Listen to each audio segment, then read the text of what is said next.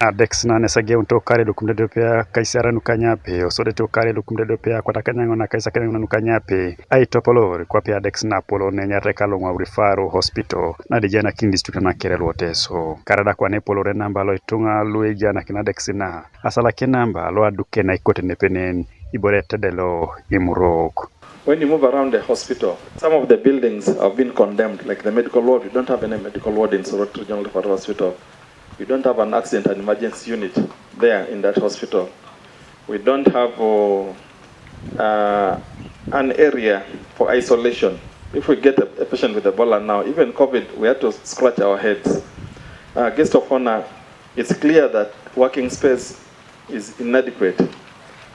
We know in Teso region here, 7 districts, we are about 3 million people. Now, maybe slightly more, up to 5. These buildings were, in those days, when we were less than 1 million people. And this has caused a lot of problems. When you go to the children's ward, you find patients sharing beds, you find patients on the floor, you find patients squeezed, beds squeezed. And we are forced to discharge patients even earlier than when they're supposed to go home.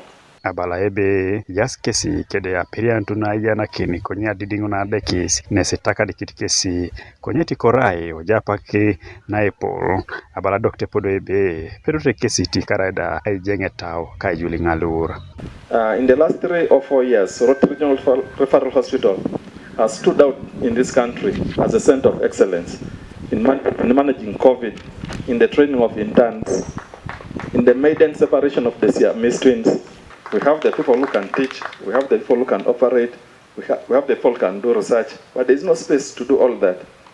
We are happy that since the Vice Chancellor is around, I'm aware that 50 acres of land are secured for this purpose. In the short term, if we can get a medical ward, a good theater, emergency unit, pediatric ward, and an isolation unit, it will go a long way in addressing some of our problems. The staffing levels are about 80% as we talk of now, but the critical staff are still lacking in the hospital there. Alupo ni sabu isumu na itudoli kina imonyo na neja apuga ni konyabu shalame kiberi muroka nuwa utara kech ai jana kina tekere kotumu jautini luwe jasi keswana. But I also want to appreciate the initiatives that the hospital and the management developed in order to manage the many patients vis-a-vis the existing infrastructure. Abuada Alupo ili pia itena itemo kina Akiro Alupo konara ya lomwebe chamutu Soroti University ya kina Adekis amisiri na kaisa kan kwenye boda district alo Soroti nisije kita Adekis amisiri na kaisare kan padukiwa Adekis ache. To give us a report on how that ward is incomplete, they start constructing, then they stop, because that is corruption. An explanation should be given to government concerning that kind of work.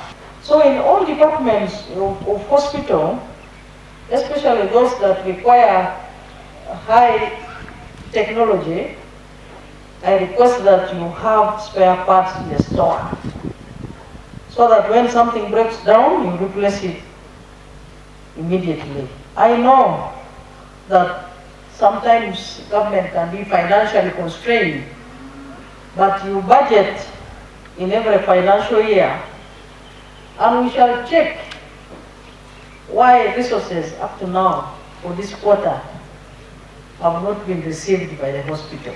We shall check.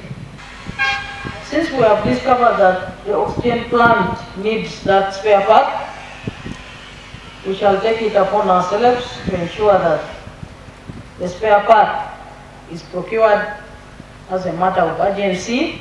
Alupo nesi ajai maninu ka jautenelo Adekis kada projects chelo apugan koralo skine anyu nebe tojo kara apugan jautene kech. Godfrey Ojore, TV East, Soroti.